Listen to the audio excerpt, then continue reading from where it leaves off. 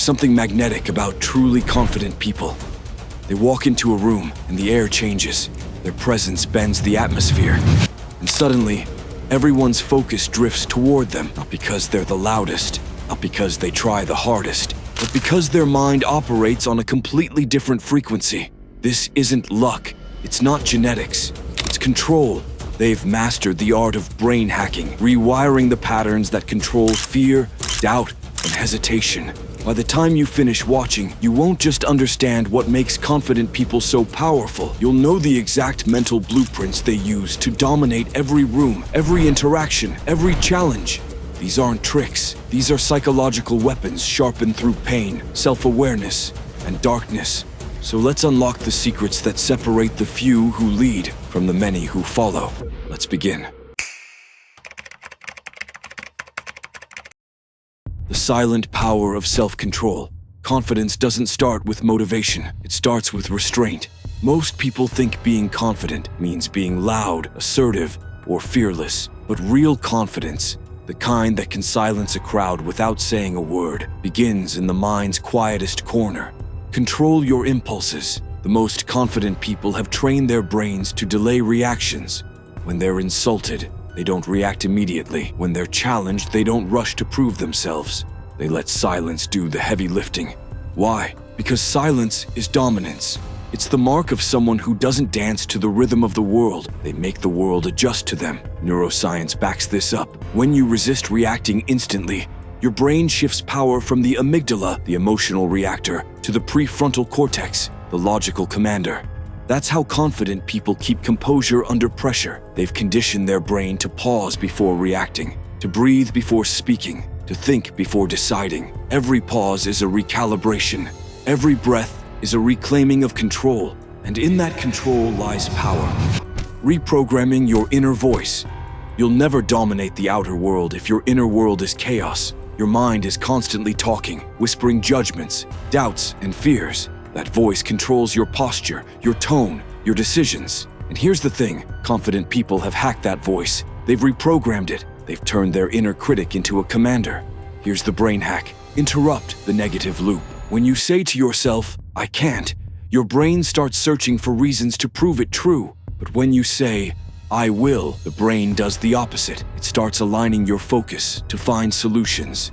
This is called neural direction. The brain follows the direction of your dominant thoughts, and confident people are ruthless about controlling that direction. They understand that the mind doesn't respond to reality, it responds to repetition. So they feed it new programming every day, every hour. They don't wait for motivation, they manufacture it. They speak to themselves like they're already the person they're becoming, and slowly the subconscious starts to believe it.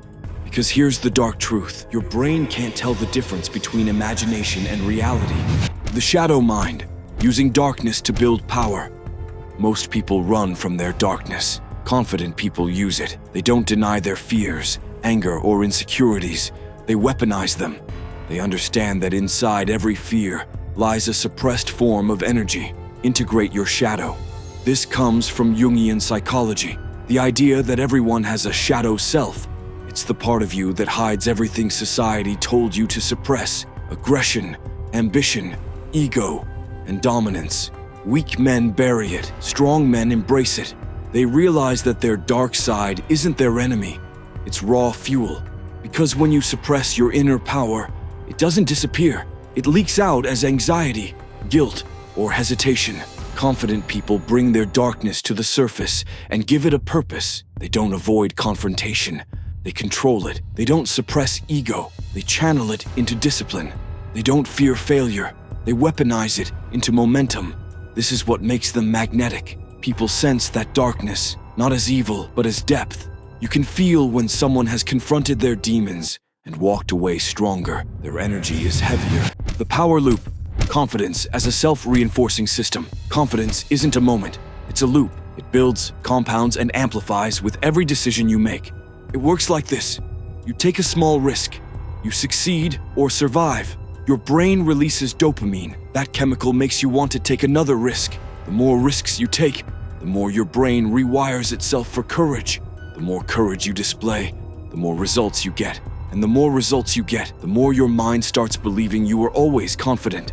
That's how confidence becomes automatic. It's not about being fearless. It's about acting in spite of fear, again and again, until fear loses its grip. Confident people aren't born without fear.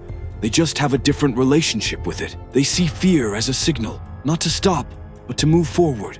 Every time you do something uncomfortable, your brain grows new neural connections that expand your comfort zone. You literally train your mind to handle more pressure. These brain hacks aren't just self-improvement tips. They're psychological weapons, the kind that make others look twice when you enter the room. Not because of your looks, not because of your words, but because your energy radiates authority. And when you reach that point, you no longer need to prove anything to anyone. You move with quiet certainty. You walk with unshakable presence. That's the kind of man the world listens to. That's the kind of man who commands respect without asking for it. And that's the kind of man you're about to become once you learn to master the only battlefield that matters, your own mind. Stay sharp. Stay dangerous. I'll see you in the next one.